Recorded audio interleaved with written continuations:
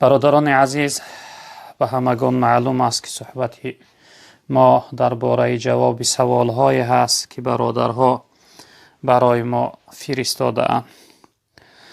برادر عزیزی سوال کرده که السلام علیکم دام الله، من سوال دارم، آیا در روز عید رمضان یا عید قربان یا روزهای جمعه روزه گرفتن درست است یا نه؟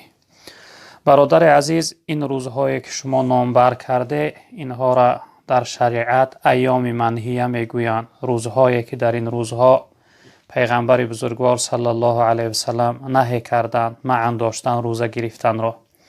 یعنی روز عید رمضان و عید قربان همراهی 3 روز بعد از عید قربان و خاصتا یعنی روزهای جمعه، این روزهایی هستند که در این روزها جناب پیغمبر صلی الله علیه و سلم معن داشتن روزه گرفتن را. اما اگر شخصیتی که روزه نظر داشته باشه یا اینکه روزه عادتی داشته باشه یا اینکه بعضی روزها را مخصوص روزه می گرفته باشه، اگر در روز جمعه آیا برای او روزه گرفتنش ضرر نداره. اما برای عامه که فقط انسان روز جمعه را تنها روزه نیت کنه، جناب پیغمبر صلی الله علیه وسلم یعنی نهی کردن و معن داشتن. این چند روزه که یعنی شما گفته روز عید رمضان، روز عید قربان همراهی 3 روز بعد از عید قربان و روزهای جمعه، این روزها را روزه گرفتنش جناب پیغمبر صلی الله علیه وسلم یعنی که نهی کردن معن داشتن. برادر عزیز سوال کرده که السلام علیکم دام الله جان، یک دختر عروس را دوست می دارم، می خواهم با او خانه‌دار شوم، اگر پدر و مادرم راضی شوند چیکار کنم؟ اکنون دادر عزیز، برای گرفتن شما اگر شما خواهی که این دختری یعنی عروس دختری بدین را یعنی بزنی گیره در نکاح دراره، برای شما شرط است، ضرور و لازم است که ابتدا اون دختره یعنی پیشنهاد کنه که اسلام قبول کنه، چون که وای اگر اسلام قبول نکنه نکاح شما درست نمیشه. بعد از قبول کردن اسلام برای شما لازم و ضرور است که حکم و قانون شریعت برای او پیشنهاد کنه تا اینکه او یعنی ستر و حجاب به گردن گیره، نماز خواندن به گردن گیره، رعایه حرام و حلال به گردن گیره. یعنی این امرهای یعنی شریعت، روزه و نماز و یعنی دیگر امرهایی که به بالای انسان فرض هستند، اگر اون دختر اینها را به گردن گیره یعنی اسلام آره، مسلمان شوه، ایمان بیاره، نکاح شما درست می شود. اما اگر ایمان آره، برای شما نکاحتون درست نمی شود، چون که اینها کافر کتابی حساب نمی شوند، اینها یعنی که مشرکه هستند، نکاح اینها در شریعت معنا نادرست است. دادری عزیز،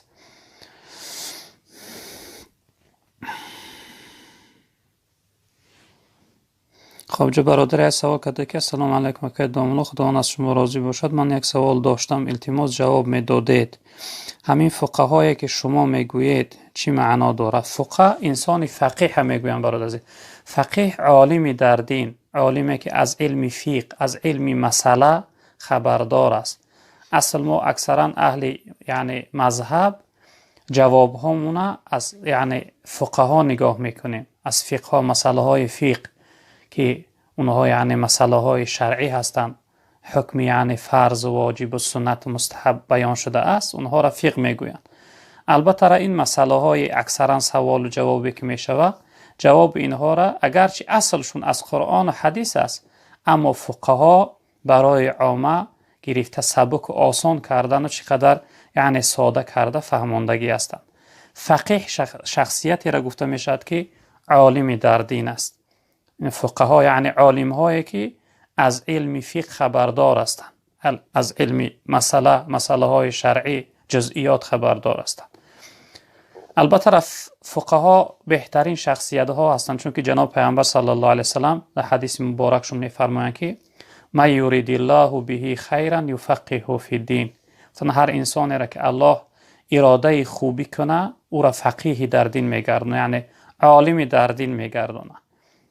به این خاطر فقها شخصیت هایی را گفته میشد که از قرآن و سنت یعنی از اجماع و قیاس برای ما راهی یعنی درست، راه سلامت، راهی یعنی ثواب، راهی رخصت برای ما معین آشکار کردن. به همین خاطر وقتی ما هر مسئله را نگاه میکنیم، البته اکثر مسئله ها اختلافات دارن در یعنی شریعت، بعد از اون قول فقها را نگاه میکنیم که در همون مسئله چی گفتار دارن.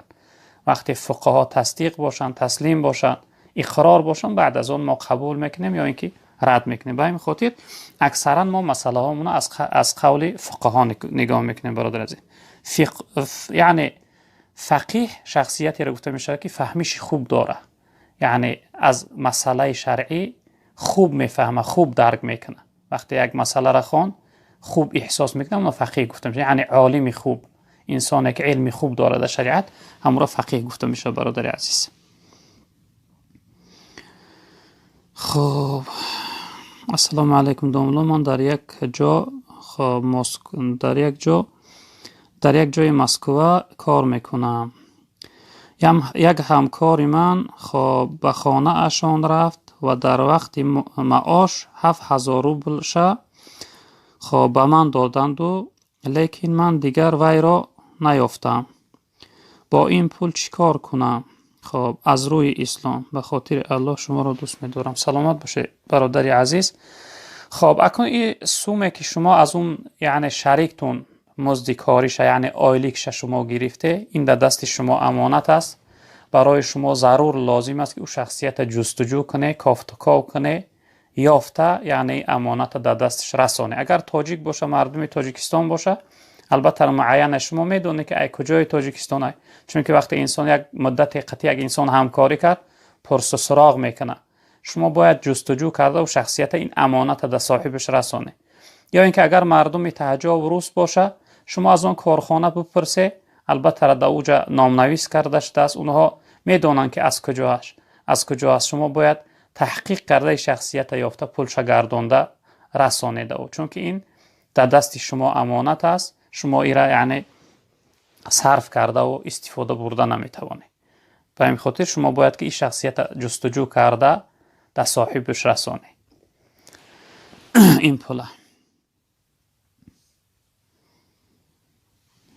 خب چه برادری از سوال کرده که سلام علیکم دوملو، ما یک گروه در فیرمه خوک کار میکنیم، خوراک های خوگا را میفراریم. خب گوشت شم بار میکنیم، در شریعت اسلام اجازت میتین؟ اکنون برادر عزیز در خلاصه الفتوا یعنی در خلاصه این مسئله را بیان کرده است که ممکن است که شخصیت مسلمان به مزد، به آیلوک در چنین جاها کار کنه، اما اکثری از علما با نهی کردن، با یعنی معنی داشتن، بعد گفتن برای شخصیت مسلمان این شایسته نیست، یعنی این خوبی نیست که انسان شخصیت مؤمن مسلمان در جاهایی که یعنی جاهای بد هستند، پست هستند، افلاس هستند، غژد هستند، یعنی از همه نجیسترین چیز این خوگ است، خنزیر است، برای شخصیت مسلمان شایسته و خوب نیست که در چنین جاها کار کنه. الحمدلله امروز یعنی در روی دنیا جای کار زیاد است، حرکت کنه شما بهترش در یک جای پاکیزه، در یک جای خوب کار در اومده کار کنه. یعنی در اون جایی که یعنی غژدی و افلاس است، غلیظ است و ناپاک است، اونجا کار نکنه براتون بهتر است برادر عزیز. چون که پولش اگرچه بعضی از یعنی فقها اجازه دادن، پولش پولی یعنی شبهناک است، چون که وای مکانی غژد است. خوگ و عرق در شریعت اینها یعنی ارزش ندارن، قدر ندارن، قرب ندارن، از همه نجیسترین حرامترین چیزها هستند. به همین خاطر بهتر میشه که شما در یک جای پاکیزه و خوب کار کنی برادر عزیز. خب السلام علیکم دوملای محترم، خواهش میکنم در باره خودنمایی یک چیزی میگفتید. امروزها بسیاری کارهای مسلمانان ریایی شده است. اکنون ریا برادر عزیز، خودنمایی در شریعت اسلام این حرام است. حتی جناب پیغمبر صلی الله علیه وسلم خودنمایی به درجه شرک گفتن، یعنی شرک اصغر، شرک میدمان. دو نوع شرک داریم، شرک اکبر داریم، شرک اصغر. شرک اکبرش در برابر خداوند همچون یک معبود قرار دادن، مثلا این بت پرستا یک بتیره، یا اینکه نصرانیا و یهودیا در برابر خداوند شریک میارن، اینها را یعنی شرک اکبر گفته می شود. شرک اصغر جناب پیغمبر صلی الله علیه وسلم ریا را گفتند، خودنمایی را. چی نوع شرک است؟ مثلا در برابر دیدن الله، دیدن یک شخصیت قرار میدهی. ما وقتی هر کاری به خاطر خدا میکنیم، خیر سخاوت میکنیم، جوان مردی میکنیم، همت بلندی میکنیم، یک کاری خوب انجام میدهیم، ما باید حرکت داشته باشیم که الله این کار از ما ببینه، الله از ما قبول داشته باشه، نه اینکه ما را مردم ببینن تعریف کنن. اگر همه دنیا ببینن الله نبینه و قبول نداشته باشه، برای ما یگان ذره فایده نداره. به این خاطر انسانیت باید که از خودنمایی، از ریاکاری خودداری کنه، خود را نگه داره. چون که جناب پیغمبر صلی الله علیه وسلم در حدیثی که این حدیثی صحیح است که حاکم روایت کردن، حضرت فرمودند که اتقوا الریا فانه الشرک الاصغر. تن چقدر پرهیز کنه، احتیاط کنه، حذر کنه از ریاکاری، چون که ریاکاری این شرک اصغر است، شرک میده است. به این خاطر ریاکاری خیلی گناهی بد است، خودنمایی. متاسفانه برادر راست میگه امروز اکثر مردم ما یک کاری خوب کرد، در حال نوار گرفته در این شبکه های اجتماعی می اندازن، می پرتن. چقدر یعنی ریاکاری ها زیاد شده است. اون کاری که خالص و یعنی خاص به خاطر رضای خدا باشه خیلی یعنی کمی در کم مونده است. به همین خاطر برادر عزیز از ریاکاری خیلی انسان باید حذر کند. در حدیثی که امام احمد روایت کردن، رسول اکرم صلی الله علیه و سلم می‌فرمایند که این اخوف ما اخاف علیکم الشرک الاصغر. گفتن که از همه زیادتر چیزی که من از شما میترسم این از چی است؟ شرک اصغر است که در بین امت‌های من این اوج میگیره. پرسیدن قالوا و ما الشرک الاصغر یا رسول الله؟ گفتن یا رسول الله شرک میده چی هست؟ گفته شما از همه زیادتر از امتام از این عملشو میترسم که یعنی شرک اصغر در اونها پیدا میشوه. قال رسول الله صلی الله علیه و سلم الریا. گفتن این ریا هست. گفتن ریاکاری است که در بین مردم این اوج میگیره، یعنی زیاد میشوه. مردم هر کاری که کردن میشوند حرکت میکنن که یعنی مردم اونها را ببینه، نه اینکه خدا اونها را ببینه. در سوره ماعون هم ما داریم که رب العالمین میفرمایند استعیذ بالله فویل للمصلین الذين هم عن صلاتهم ساهون الذين هم یراؤون و یمنعون الماعون. رب العالمین ویل گفتن. ویل یک وادی پستی از در جهنم. پس ویل است برای ریاکارها، ویل است برای شخصیت هایی که نسبت به نماز بی‌پرواهند و شخصیت های ریاکاری میکنند و شخصیت هایی که حق همسایه را منع میکنند، یعنی حق همسایه را ادا نمیکنند.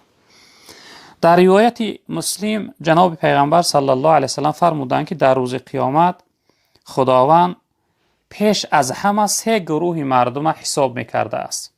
یکی از اونها شهید بوده است، شخصیتی که در راه خدا جانش قربان کرد، فدا کرد، خداوند او را میخیزانده است و برای او شخصیت معرفی میکرده است که من برای تو چه نعمتهای بزرگ دادم، یعنی ایمان دادم، هدایت نصیب کردم، برای تو قوت و جرأت دادم که یعنی در راه من حرکت کردی. این نعمتها را براش یعنی پروردگار معرفی میکرد. بعد از اون میپرسید است که تو چی کردی برای من؟ این شهید میگفت است که ای پروردگار من برای تو در راه تو در غزوه ها یعنی در جاهای خطرناک یعنی من حرکت میکردم، در دین تو خدمت میکردم تا آخر به حدی که جان ما در راه تو فدا کردم، در راه تو سپاریدم. رب العالمین میگفت که دروغ میگویی، تو دروغ میگویی. میگفت است رب العالمین میگفت تو این کار کردی تا اینکه مردم تو را بگن که این شخصیت بسیار انسانی با غیرت است، انسانی شجاع است، انسانی دلیر است، انسانی قابل است، مجاهدی خوب است. این برای این کار یعنی خداوند از دلهای مردم دیگر خبردار است. میگفت به خاطر خودنمایی این کار کردی. الله رب العالمین امر میکرده است این شخصیت کشان کشان برده در دوزخ می انداختن. بعد از اون خداوند عالم هایی که علم شریعت خواندن، یعنی قرائت قرآن خوب داشتن، حفظ قرآن کردن، اونها را میخیزاند است و میپرسید. میگفت آیا شما ابتدا خداوند اون یعنی نعمت هایی که برای اونها داده بود، عزتی که برای اونها داده بود، اونها را خداوند براشون معرفی میکرد. بعد از اون میپرسید که ای عالم ها شما را اینقدر عزت دادم، حرمت دادم، علم دادم، فضیلت دادم، شرافت دادم، کرامت دادم، آیا شما چی کرده؟ عالم هم می گفتن که ای پروردگار، ما به علممون در راه تو خدمت کردیم، مردم تعلیم گفتیم، مردم درس دادیم، مردم نصیحت کردیم. بعد از اون رب العالمین میفته شما دروغ میگویی. دروغ میگویی میفته پروردگار. میفته تو این کارها را کردی تا اینکه در دنیا من عالم گوین، مردم حرمت کنن، بالا شنانن. به خاطر شهرت دنیا این کارا میکردی تو. یعنی انسانی که ریایی باشه عملش، اگرچه عالم باشه، اگرچه شهید باشه، اون روز خداوند میفته دروغ میگویی. اگر عملش یعنی به اخلاصی تام، یعنی بریانه باشه، رب العالمین میفته دروغ میگویی. امر میکرده است چنین عالمم خداوند به سوی دوزخ کشان برده در دوزخ میانداختن. بعد از اون انسانی دارنده را خداوند امر میکرده است که بیاره. میپرسه خداوند برای اون نعمت هاش معرفی میکرد. میفته برای تو مال دادم، دارندت کردم، چند کس به تو محتاج بود، چقدر دولت و سهولت زیاد داشتی، در و دیوار و خانه و در و چیزهای زیاد استفاده میبردی، تو برای من چی کردی؟ این شخصیت میفته ای پروردگار، هر راهی که خودت دوست میداشتی و میخواستی که من مال ما در اون راه ها صرف کنم، من اونها را به جا آوردم. یعنی مال ما زکات ادا کردم، فقیرها و مسکینها و کمبغلها را دستگیری کردم، در راه تو مال ما صرف کردم. الله رب العالمین میفته دروغ میگویی، کذبت میفته دروغ میگویی، میفته تو این کارها را کردی تا اینکه مردم تو را گویند که جواد هستی، سخی هستی، به غیرت هستی، همت بلند هستی، جوان مرد هستی. به این خاطر این کارها را تو کردی. رب العالمین امر میکرده این شخصیتم برده یعنی در دوزخ میانداختن. یعنی برادران بزرگوار من، اگر ما نیت و مقصد ما از ریا خالی و پاکیزه نباشه، این عمل هم برای ما فایده نداره.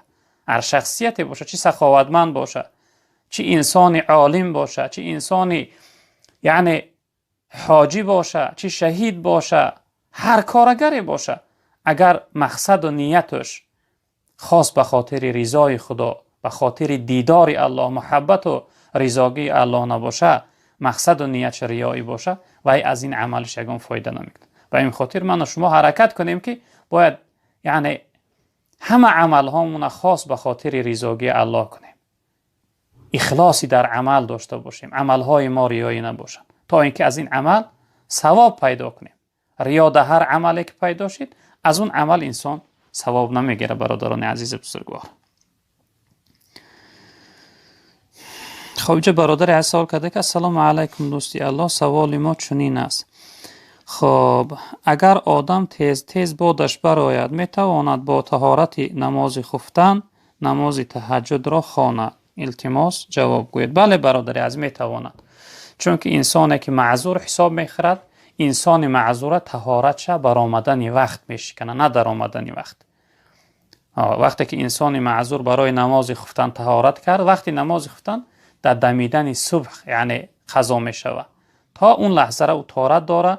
بعد از نماز خفتنش میتونه که نماز تهجد خوانه، نماز قیام لیل یعنی نفل در شب خواندن گیره، به همون طهارت خفتنش میتونه. اگرچه باچم برای برآمدن باد یا برآمدن پیشاب انسانی معذور طهارتش نمیشکنه. مثلا بعضی برادرهایی که خنک زدگی دارن، اگرچه پیشابشون قرار نمیکنه چکیدن میگیره، اگرچه در حالت نماز هم باشن یا در غیر بیرون نماز هم باشن، برآمدن وی طهارت اینها را نمیشکنه، اینها معذور هستند. خب برادر عزیز سوال کرده سلام علیکم داملای عزیز، بعد از سنت بامداد نماز تهجد یا نفل خواندن ممکن است تا فرض؟ خداوند شما رو نگهبان باشه، سلامت باشه. برادر عزیز بعد از صبح دمیدن، وقتی که صبح دمید تا برآمدن آفتاب، نماز نفل خواندنش مکروه است. وقتی که انسان سنتی بامدادکی خواند تا برآمدن یعنی آفتاب، یگان نماز دیگر خوانده نمیتونه، باید در جاش نشینه، در ذکر مشغول باشه تا خواندن نماز فرض. بین سنت فرضی نماز بامداد انسان نمیتونه که نه تهجد خوانه نه نماز نفل خوانه، چون که بعد از دمیدن صبح نماز نفل خواندنش مکروه است در مذهب من و شما.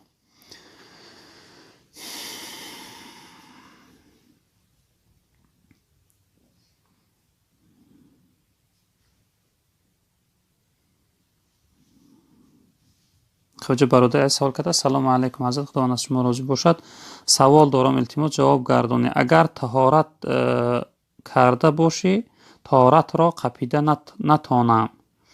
اگر حاجت خانه نرفته باشی خب طهارت دست رو کنی نماز قبول می شود؟ رحمت التماس جواب گویید. سلامت باشی. اکنون طهارت قپیده نمیتوانی گفتی شما برادر. اگر منظور از نمی قپیدن طهارت نام سوال پیشنوار برآمدن باد باشه با باد برآمدن مستحب کردن شرط نیست. البته طهارت دست رو میکنی مستحب کردن تو شرط نیست. میتوانی که به طهارت دست رو یعنی نمازهاتون خواندن گیری برادر عزیز. برادر عزیز سوال کرده که سلام علیکم داملا، در وقت نماز اگر امام خطا کند خب لقمه پرتافتن درست است یا نه؟ بله برادر عزیز، وقتی امام خطا میکند سهو میکند مثلا در سوره یگانجا اگر خطا کرد و دوامش نتوانست خوانده در این صورت میتوانه شما که لقمه دهی یعنی دوام سوره را براش گویی. یا اینکه در قعده ما بین وقتی که از اتحیات زیادتی خوان نماز 3 رکعت 4 رکعت بود مثلا شما باید و الله اکبر فتحت یا الله اکبر گویی تکبیر گویی تا اینکه از جاش خیزه. یا اینکه وقتی نماز بود ناشته سلام دادنی شد و یا الله اکبر میگویی تا اینکه از جاش خیزه. بله وقتی که امام خطا کار میشه که و یعنی که فتحه دی الله اکبر گویی تا اینکه لقمه دی برای خیزه از دوام نماز بود کنه. خب جا برادر سوال کرده سلام علیکم داملا، خب مادرم در وقت نماز اقتدا به قرآن مجید میگوید. جواب شما را انتظارم، خداوند از شما راضی باشه. اکنون برادر عزیز این اقتدا به قرآن مجید راستی در این مسئله های فقه یگانجا نآمده است. بعضی کتاب های فارسی ده هستند اینها، اما در فقها و در این باره که اقتدا فقط به امام می شود. انسان باید فقط اقتدا به امام کنه، اونم قصد دل باشه. البته لفظی زبانی گفتن مستحب است بهتر است، اما قصد دل باید انسان اقتدا به امام کنه. تمام اقتدا به امام میشه. اقتدا به قرآن این راست که در مسئله های فقه یگانجا آمده است، فقط اینا بعضی از یعنی کتاب های فارسی ده آوردن. اقتدا باید به امام باشه برادر عزیز.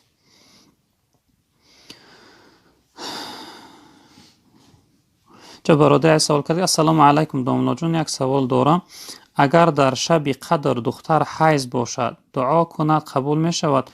آیا باید چی کار کند که شب قدر نماز ممکن نیست دعا کند می شود؟ التماس جواب دهید. ما انتظار مخلص شما. برادر عزیز، زنهایی که کسل زنانه میشن حیض میشوند البته برای اونها نماز خواندن معنی هست، تلاوت قرآن معنی هست. اونها فقط ذکر گفته میتوانند شب قدر ذکر گویند. بعد از اون دعا هم به زبان فارسی کنند. اون دعاهایی که آیت هستند مثلا ربنا آتنا فی الدنیا حسنه و فی الاخره حسنه و قنا عذاب النار، یا اینکه ربنا ظلمنا انفسنا و ان لم تغفر لنا و ترحمنا لنکونن من الخاسرین. دعاهایی که آیت هستند اینها را خوانده نمیتوانند. فقط دعای فارسی به طرز فارسی دعا کنند، دستاشون بردارن به زبان تاجیکی گویند که ای پروردگار گناههای ما را ببخش، ای پروردگار به حال ما رحم کن، پروردگار مشکلی هامون آسان بگردان، این وبا و بیماری را از حیاتمون دور بگردان. البته به زبان فارسی در حالت کسل زنانه هم اجازه دارن میتوانند دعا کنند و میتوانند که ذکر گویند. ذکر برای اونها رخصت اجازت است برادر عزیز.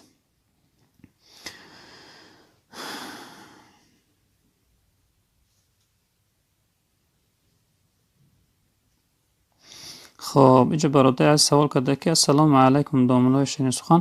سوال عید رمضان میگذرانیم از پگاهش سر میکنیم 6 روز دیگر رو یا که بعد 3 روز پس سر میکنی؟ همینا میفهمون. اکن او روزه 6 روزه که یعنی بعد از ماه رمضان است، اما لفظ حدیثش جناب پیامبر صلی الله علیه و سلم گفتن که من صام رمضان و تبعه، گفتن شخصیتی که روزه گیرد رمضان و بچسبانه، یعنی بعد از رمضان 6 من شوال 6 روز دیگه از ماه شوال. یعنی امی کلمه و تبعه را اکثر بعضی از محدث ها گفتن که بهترش همین است که عید کار بعد از عید یعنی گیره. بعضی ها میگوین که اگر 3 روز پس هم گیره ضرر نداره، اما در حال گیره براش بهتر است، چون که در دوام روزه عادت کرده بود به روزه داری.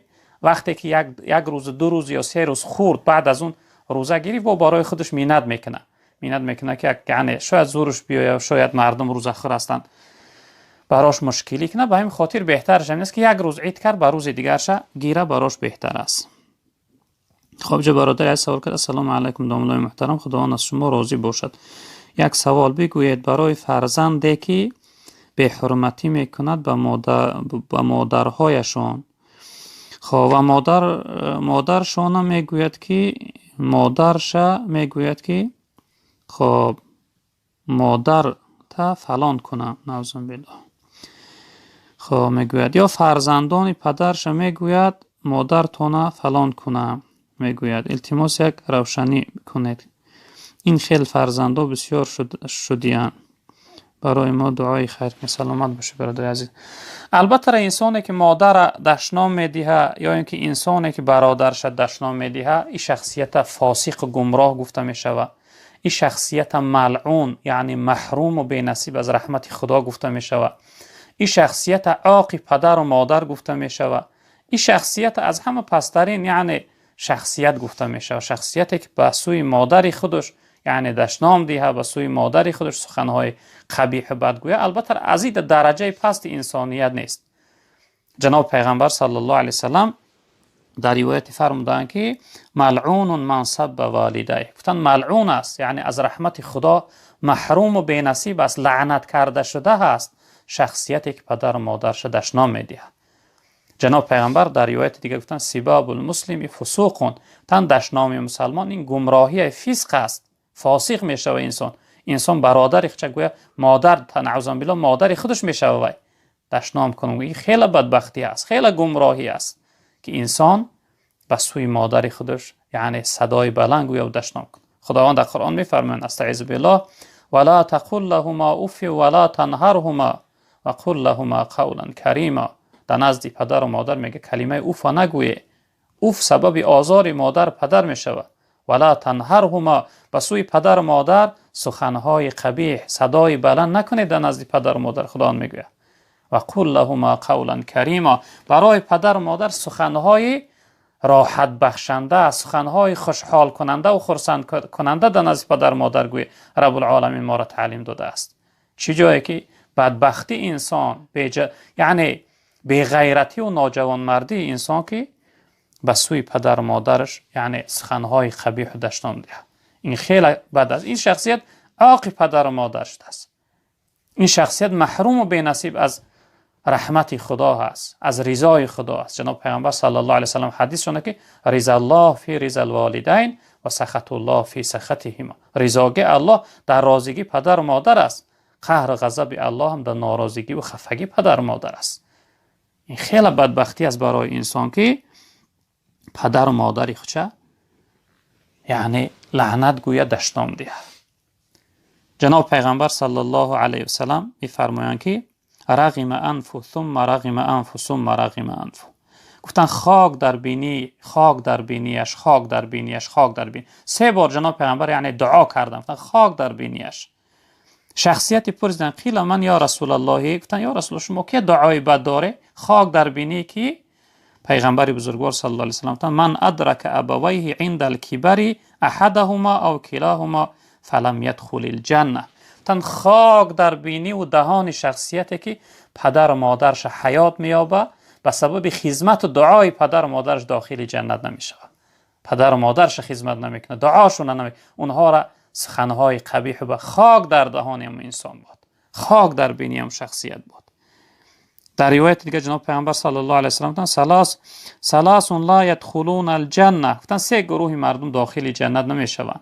3 گروه مردم از جنت محروم به نصیب هستند.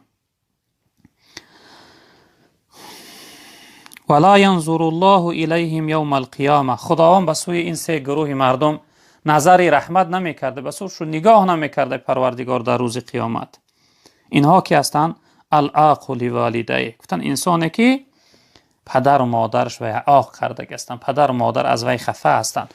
برادران عزیز فکر نکنید که عاق پدر و مادر همون لحظه میشه که پدر یا مادر گویا که من تو را عاق کردم. همون لحظه که دلش از شما رنجید و خفه شد، یعنی بدون که شما عاق شدگی هستی. همون لحظه شما از رحمت خدا محروم شدگی هستی. گفتن این گروهی مردم یکی از اون جمله که داخل جنت نمی شود، جناب پیامبر صلی الله علیه و سلم انسانی است که عاق پدر و مادر است. در روایت دیگر حضرت فرمودند که کل ذنوب یؤخر الله منها ما شاء الی یوم القیامه الا عقوق الوالدین. تمامی گناه ها را خداوند عذاب شه، جواب حساب شه تأخیر میگذارد تا به روز قیامت. در گفتن مگر عاق پدر و مادر را تأخیر نمیگذاره. یعجل لصاحبها فی الدنیا قبل موتی. گفتن خداوند این عذاب و یعنی خاری را در بالای این فرزند پیش از مردنش در همین حیات دنیاش خداوند او فرزندی عاق پدر و مادر عذاب میکنه. به این خاطر انسانی که پدر و مادر آزار داد، انسانی که پدر و مادر دشنام کرد، او شخصیت به خاری ها از دنیا میرود. از فرزندش حتما این آزار میبینه، حتما از فرزندش کما تدین و تدان. جناب پیامبر میگه چی نوعی قرض دادی قرض میگیری، هر کاری در حق پدر و مادر کردی از فرزند میبینی. انشکر لی ولی والدیک الی المصیر. رب العالمین میگه شکرانه پدر، شکرانه من و خدمت و شکری پدر و مادر را به جا بیاره. این را فراموش نکنی که آخر به سوی من، به نزد من میآیه. فرزندی که پدر و مادر را دشنام داد، آزار داد، وقتی که نزد خداوند رفت حتما خداوند او فرزند عذاب میکنه، سخت‌ترین عذاب براش عذاب میکنه. چند روز پیش یک نواری مادری را من تماشا کردم که از فرزند شکایت میکرد. بعد از اون یک جمله، یک توصیه به سوی مادرها کرد. ای مادرها، گفت من مادر هستم، گفت امروز از فرزندم شکایت دارم. یک نصیحت، یک توصیه برای شما دارم. ای مادرها، تمام شما فرزنداتون در خردسالیشون برای اونها شیری سگ دهه، تا اینکه وقتی که کلان شدن مثل سگ برین برای مادرهاشو با وفا باشند. یعنی مثل اقلا به اندازه سگ برای مادرهای خود با وفا باشند، بی وفاگی نکنند، مادرها را دشنام ندهند، آزار ندهند، به سوی مادرها فریاد نکنند، سخنهای قبیح و بد به سوی مادر نگویند. به همین خاطر برادران عزیز بزرگوار، این خیلی گناه بزرگ است. از همه بزرگترین گناه ها بعد از شرک به خدا، جناب پیامبر صلی الله علیه و آله این آزار پدر و مادر است، عاق پدر و مادر است، خفگی و غمگینی و ناراضگی پدر و مادر است. به این خاطر به خود بیای برادر عزیز. جه برادر عزیز سوال کرده: سلام علیکم و رحمت الله و برکاته. داملا محترم، من یک نفر مخلص شما از شهر سنت پترزبورگ. داملا جان، سبحان الحنان المنان از چندم روزی تراویح خوانیم. اکنون این الوداع عادتا مردم ما همون 3 روز آخر میگویم. وقتی شب قدر ایستادیم، بعد از شب قدر 3 روز آخر یعنی الوداع خوانیم میشه برادر عزیز. خب جا برادر پرسته که سلام علیکم داملا، درباره موسفیدی که دشنام حقارت میکند، یگان چیزی میگفتید الله از شما راضی باشه. اکنون اینها را حکمشون چی موسفید باشه چی جوان باشه برادر عزیز، در شریعت حکمی فاسقی را دارن، گمراه. جناب پیامبر گفتن کسی دشنام میکنه و گمراه است، یعنی از راه شریعت، از راه گفته خدا و پیغمبر بیرون شدگی. خیلی ننگ است برای انسان‌هایی که سالشون رفته باشه موی سفید با دشنام و با سخنهای قبیح بد از زبان بیرون کنن. جوانها از اونها چی عبرت میگیرن؟ اصل انسان‌های سال رفته و موسفید باید زبانهای با ذکر داشته باشن، پای اونها به لب گور رفته است. یکی از دوستای خدا یک جمله زیبا داره میفرمایند، البته اینم برای چنین موسفیدهای دهان غژ دارن، دهان ناپاک دارن، برای اونها هست. حضرت میفرماید مویم که سفید دلم سیاه است هنوز، میلی دل من با گناه است هنوز، گفتم که بدیل توبه آغاز کنم، بختی بدی من گفت تا پگاه است هنوز. اینها خودشون فریب میکنن، اینها میگن فردا روز دیگر توبه میکنیم به خدا رو میاریم، اما دیگر برای اونها دیر میشوه. به این خاطر چی جوان باشی چی کلان سال باشی دهان نگه کن، یعنی دشنام و سخنهای آزاردهنده نداشته باش. السلام علیکم خب اکاجان من یک مادر هستم. پسرم 13 ساله هست. در خانه نماز جماعت خوانده می شود. پسرم امام شود، دیگر مرد نیست. خانه در خدا از شما راضی باشد. در حق من و فرزندانم دعاگوی باشید. من مهاجرم با 6 فرزندم. مادر محترم، خداوند شما را همراهی فرزنداتون بخت سعادت دنیا و آخرت نصیبتون گردانه و پروردگار در حفظ امان شما را نگهدار باشه. اکنون بله مادر محترم، وقتی فرزند شما پسرتون 13 ساله باشه، البته انسان ها عادتا از 12 ساله به بلاغت میرسه. آیسته یک بار و طرز یگان برادرش و یگان کسی دیگر پرسه که اگر بار هم احتلامی شده باشه، شیطانش زده باشه، به بلاغت رسیده باشه، میتونه که وای امام شوه، شما از خفاش علاهده صف گرفته نماز تراویح باشه یا دیگر نمازها را به جماعت خونه. براتون درست است مادر محترمه.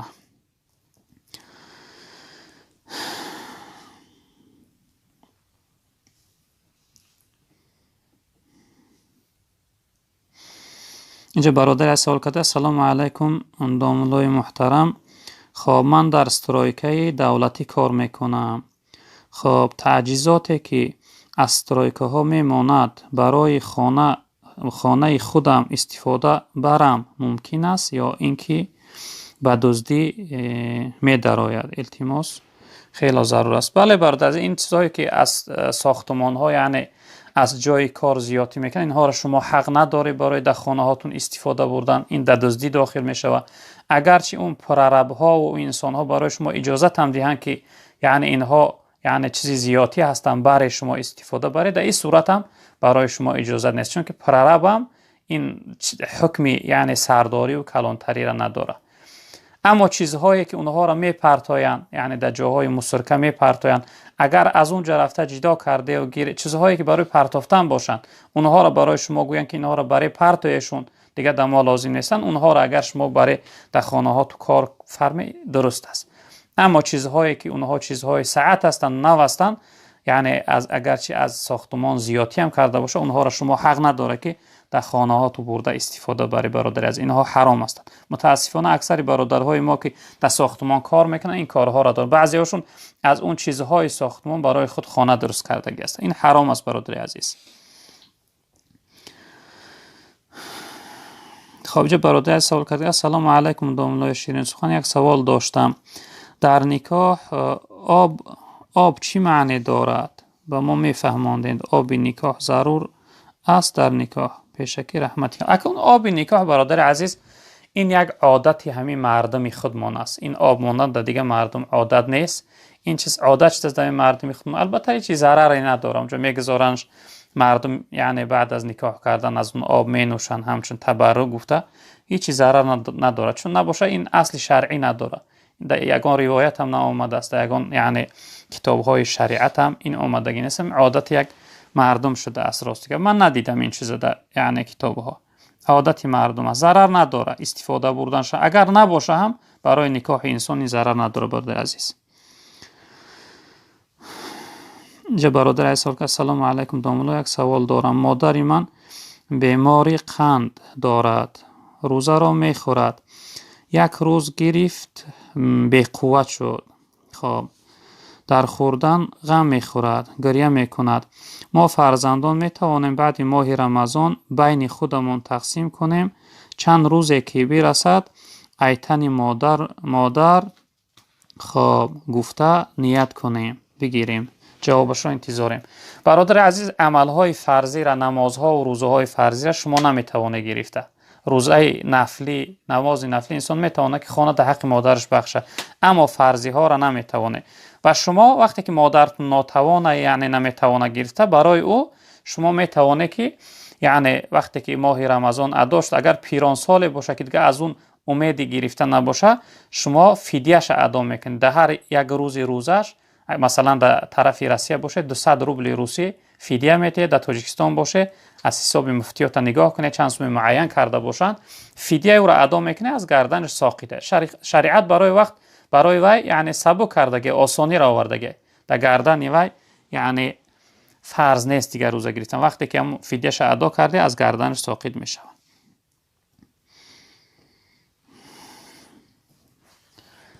چه برادری از سوال کرده السلام علیکم، الله علم شما رو زیاد گرداند. شوهر خواهر زنم از این دنیای فانی گذشت. و کودک دارد درگذشت و کودک دارد. به خاطر کودک های یتیمش او را به نکاح درآرم جایز است یا نه؟ در حق ما دعاگو باشه، خدا نگهبانتون باشه. برادر عزیز، انسان قیسنگل شده حالتی که زنش حیات باشه و در نکاحش باشه یا که طلاقش کرده باشه، در عده طلاق باشه، قیسنگل نکاح کرده و گرفته نمیتونه. بعد از مردن زن تا یا که وقتی طلاقش کردی عده زنت بوچید، بعد از اون انسان میتونه که قیسنگل شه، یعنی خواهر زنش به نکاح گیره. در یک نکاح یعنی دو اپا و خواهر گرفتن در شریعت معنی است. این درست نیست، نکاحتون درست نمیشه برادر عزیز. خب این جواب سلام علیکم دوملو عزیز، از شما خواهش میکنم همین سوال من به جواب گویید تا اینکه دل ما قرار بگیرد. من زنی عروسی گرفتم و او شوهر کرده از او جدا شدگی. من او را گرفتم نکاح کردم، او دین اسلام قبول کرد با خواهش خودش. خب من در ثوابی همو میرسه. من کوشش کردستم تا که نمازهایشم بخوانم. بگین چی ثواب داره؟ انشاءالله ثواب بهترین است اگر به شرطی که امر و نهی شریعت، یعنی گفته های خدا را نماز خونه، روزه گیره، شریعت رعایت کنه، مسلمان حقیقی شوه، انشاءالله برای شما بهتر است. حضرت علی جناب پیامبر صلی الله علیه و سلم اگر یک شخصیت از دست تو هدایت بیا و اسلام قبول کنه، برای تو از یک شتر سرخمو در راه خدا صدقه کردن بهتر است. زمان جناب پیامبر صلی الله علیه و سلم یعنی از همه قیمت ترین یعنی مرکب ها چیزهای سوار می شدن اون اشترهای سرخموی بودن. یعنی از همه پول کلانی که در راه خدا می بخشی، جناب پیامبر صلی الله علیه و سلم اگر یک بدین از دست تو هدایت بیا و در اسلام داخل شوه، این برای تو بهتر است. چه جایی که شما و نکاح کرده و یعنی همراهش زندگی میکنه، انشالله حرکت کنه که وای اصلاح شوه، مسلمان شوه، یعنی ستر و حجاب رعایت کنه. اما اگر مثل این بعضی برادرهایی که زن روسی گرفتن با سریلیج میگردن، با یعنی حکم شریعت رعایت نمیکنن، در اون صورت باشه شما دایوس میشه برادر عزیز. حرکت کنه، نمازخوان باشه، ستر و حجاب داشته باشه، بعد از اون برای شما دوام زندگی کردنتون درست میشه. خب سلام علیکم دوستان محترم، درباره انسان‌هایی که زکات نمیدهند یک چیزی میگفتید.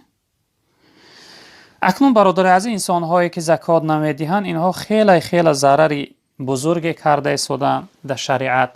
اون مالی که امروز یعنی او را بخیلی میکنن، در راه خدا صرف نمیکنن، اون مال در قیامت دردی سرشون میشه و جوابگری خیلی سختی دارن. خداوند در سوره آل عمران میفرمایند که استعیذ بالله ولا يحسبن الذين يبخلون بما آتاهم الله من فضله هو خيرا لهم بل هو شر لهم سيطوقون ما بخلوا به يوم القيامه.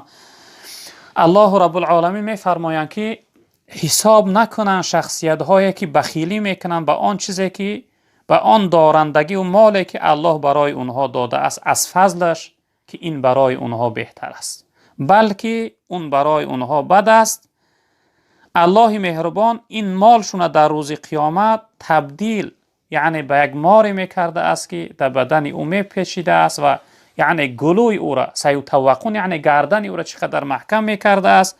در حدیث بخاری آمده از جناب پیامبر صلی الله علیه و سلم گفتند که خداوند اون مال تبدیل یعنی به صورت یک مار سیاه، مار کلان و بدهیبت شاخدار میگردانده است و این مار یعنی در بدن این میپیچیده است و این چقدر دندانهای تیزی داشته، نیش میزده، به سوی این میگفته که میگفته انا مالک انا کنزک، میگفته من همون مالی تو هستم، من همون ذخیره و خزینه تو هستم که در دنیا بخیلی کردی، به سبب بخیلی من حرام گرداندی، امروز خداوند من امر کس این چنین تر عذاب میدهم.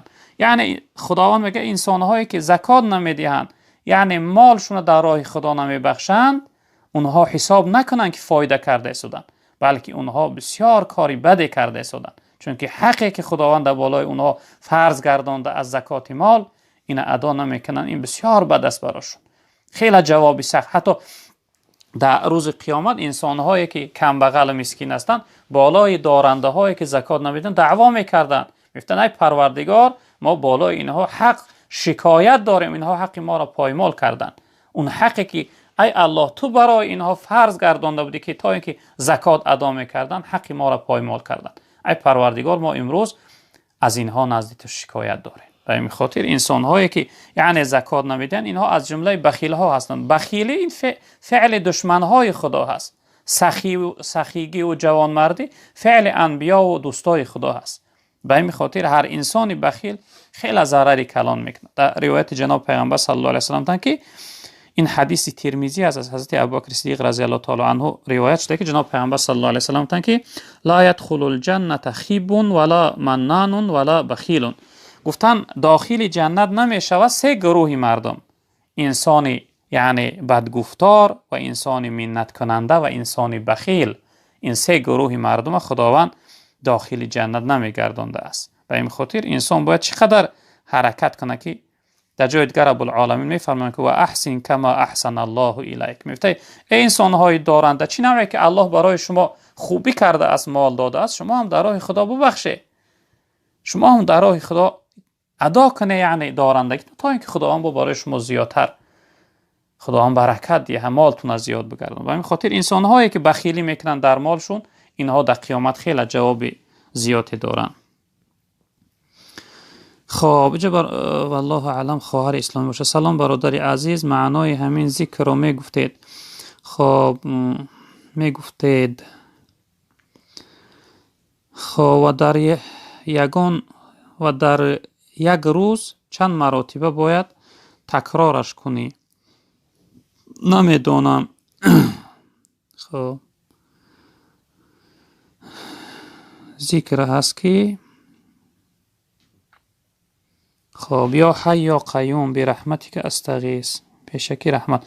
اکنون این ذکری که شما گفته التماس میکنیم نویستگیتون خوب بنویسید تا اینکه خوندهشون شوه. بعضیا به چنان غلط می نویسن که مجبور میشین که از خودمون توری کنیم، بعضیش فهمیدم نمیشه. خب این ذکری که شما گفته این حدیثی است که حدیث نسائی روایت کرده است. جناب پیغمبر صلی الله علیه وسلم برای حضرت فاطمه دخترشون یعنی توصیه کردن که یعنی همین ذکر هر صبح و شام یعنی این ذکر گو. این حدیث از حضرت انس بن مالک رضی الله تعالی عنه روایت شده است. خب جناب پیغمبر صلی الله علیه وسلم گفتن که اذا امسیتی، مقصد همین ذکر وقتی هر صبح هر بیگاه گو که یا حی یا قیوم برحمتک استغیث، ای پروردگار ای ذاتی که زنده هستی و قایم هستی به رحمتت استغاثه به معنای استعانت، ای پروردگار به فریاد من برس، یعنی به داد من به فریاد من برس. خب اصلح لی شأنی کله ولا تکیلنی الی نفسی طرفة عین، ای پروردگار یگان لحظه من به حال خودم نگذار، ای پروردگار اصلاح کن تمام هستی من، حالت من حالت خوبی بیار و من یعنی به حال خودم وا نگذار، یعنی در رحمت خود ای پروردگار من نگهبان باش. این ذکر انسان ها باید یعنی سحر و بیگاه گویند. این توصیه را جناب پیامبر صلی الله علیه و سلم برای حضرت فاطمه رضی الله تعالی عنها گفتند. خب برادر از سوال کرده سلام علیکم داملای عزیز، التماس بگویید که در قبر ما را با کدام زبان سوال میکنند؟ رحمت برای جواب دعا کنید. یک زن صالحه نصیبم بگردد. نامم علی جان. الله نگهبانتون باشه برادر عزیز، خدا هم براتون یک زن صالحه نصیب گردانه. اکنون در قبر در حدیث جناب پیغمبر صلی الله علیه و سلم لفظ عربی آمده است. من ربک ما دینک من نبیک، ربی تو کی هست، دینی تو چی است، پیغمبرت کی است. با لفظ عربی آمده است. البته اون عالم برزخ است، البته این به لفظ عربی پرسیده میشه، اما هر انسان اون لحظه دیگر میفهمد. هر انسان دیگر اون لحظه جواب، انسان صالح جواب گفته میتواند، انسان ناصالح بد جواب گفته نمیتواند، چون که در لفظ حدیث لفظ عربی آمده است. من ربک ما دینک من نبیک.